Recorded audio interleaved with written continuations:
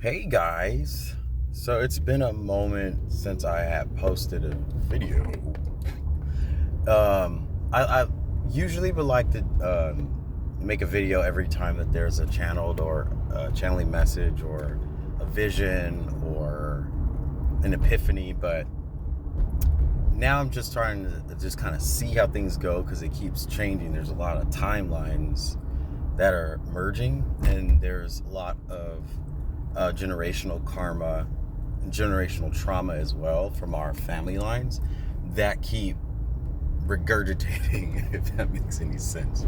Then the astrology, I'm reading astrology, I'm studying astrology too, which is kind of new for me, but I've been interpreting a lot of these shifts and quantum leaps and what have you. So it's been quite a journey. But we're so busy. So I think now is the right time where I can come back to doing those updates on a regular basis now. Because if you guys are like me, you went through a whole lot in the last, I don't know what, 18 months, give or take. And look, I'm back in another car. So I'm back on another timeline. So this is perfect. Anyways, hi. Okay, so I've been doing this, I've been doing a lot of these past life regression sessions with people. Sorry, I almost ran over somebody.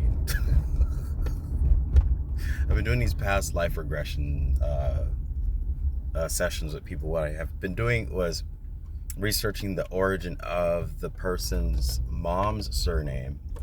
And some people say, well, what about my dad? I'm like, well, your dad it's really from the seed. And the seed is from, you know how like Adam and Eve, the apple?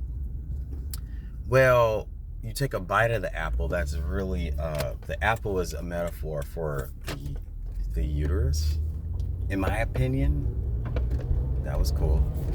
Affirmation. Anyway, and the seed of the apple is, you know what? But if Eve took the first bite, then hello.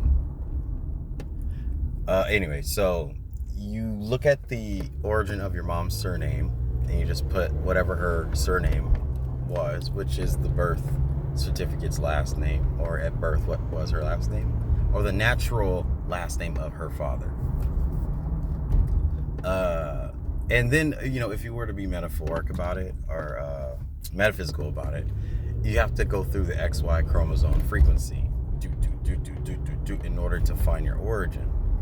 Long story short, most origins point in Ireland and Scotland and the medieval ages, that period, the Vikings and all that.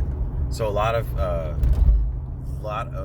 generational lines have fleed from that area, and they scattered. That's what really started, you know, diversity, and so we were all like, I don't know. Anyway, so what I'm coming to find out is by doing these regression sessions, there's a circle of people who plays out a storyline, and the storyline is only specifically those people. It has nothing to do with the world, has nothing to do with saving the world. It just has to do with the rulers and kings and you know, people of high authority who have to rework their crap out. That's pretty much it. They have to rework their crap out. Long story short. So in essence, I had an epiphany yesterday. I was like, ooh, the rapture was like, you know, there'll be a great catching away, or caught up in the clouds, or caught up. They'll be caught up. And I was like, I wonder if that's just like a mental thing, like when you're caught up with information. I'm just being literal about it.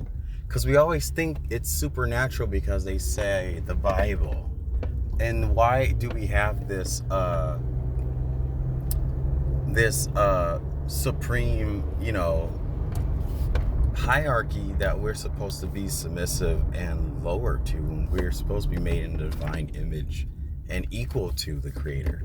So therefore, there really isn't this creator in us in that way. It's more of saying the creator is us. There's no co-creation. If you want to live that way, sure. You go and be in everybody's way because you are co-hosting, but you're not like dependable. But when you host, you are the main moral compass of what you're presenting. So I'd rather be a creator. That doesn't mean say I am God, but it's, there is the Father is within us. Anyway, kind of like how your parents' DNA is yours. So we pay respect and loyalty, but we don't. It's not a peasant and royal situation with our parents. Anyways, so Rapture. What if I found a picture of someone and where, like, let's say I did their past life regression, and the regression shows because I find pictures of if you guys want this, I'll do it for you. I find exactly who you were, and it looks exactly like who you were. I'll when I get back home, I'll show you all these images. Like everyone's identical, even including me. But in some of the photos, there are other people involved, and those people I'm starting to learn. Oh, that's my friend so and so, and so and so and so and so. So I need to reconnect them. And so that's what I think my specific purpose is, because, who I was, I won't say it out loud, but who I was, I'm very much responsible of leading the ascension. And several people out there too, you guys have your own gifts and responsibilities that you volunteer for at your own will for leading the ascension. Kind of like when Jesus led his group, and Moses led his group, and Elijah led his group, and Judah led his group. There was all these different tribes going somewhere. They really didn't know where they were going. They just knew all this war and nastiness, we gotta get away. Anyways, so yeah, the great catching away, or catching up, caught up, whatever you want to call it. Yeah, it might be regrouping, and then boom, the solar flash blast or the kill shot from the sun will happen once we all realize who we are, right? Because all paths lead to death, and us being content with the union that we will be. And that's kind of sad. So why did Jesus, and I have to wrap up after this, why did Jesus not have to reincarnate? Why didn't they mention that in the Bible? Things would have resolved faster. But because because of Mary, and this is what I got yesterday, because Mary was pure. When they say the Virgin Mary, it really doesn't mean that she didn't, I'm in the wrong area. I'm supposed to go across the street. Virgin is just a metaphor for pureness, pure of heart, the innocence of, innocence of. Go back this way. Maybe she was. We don't. I don't like saying Virgin Mary. I like saying Divine Mary, or the Divine Mother. Or Mother Mary. We do all this pro-life, pro blah blah blah, pronoun. But then, like, why can't we change the Virgin Mary's enunciation? I'm just saying. So long story short, Jesus being born of a pure, she probably didn't have that many karmic generational things to clean up with her family. Maybe she didn't have to reincarnate because she didn't have, if you go back to the 3rd, 4th, 5th, 6th century, you really didn't have that many lives prior to. So there really was probably a pure reincarnate. You come in, 4 or 5 times? And if there's no track record of nastiness, then your child would be godly, or you guys get what I'm trying to say. So wrapping this up, Jesus didn't reincarnate at all. Didn't have to come back, which is when you have one trip in, one ascension out, you are begot. So God only had one being of all time that didn't have to keep returning and keep on, doing the loop to clean up all the generational karma.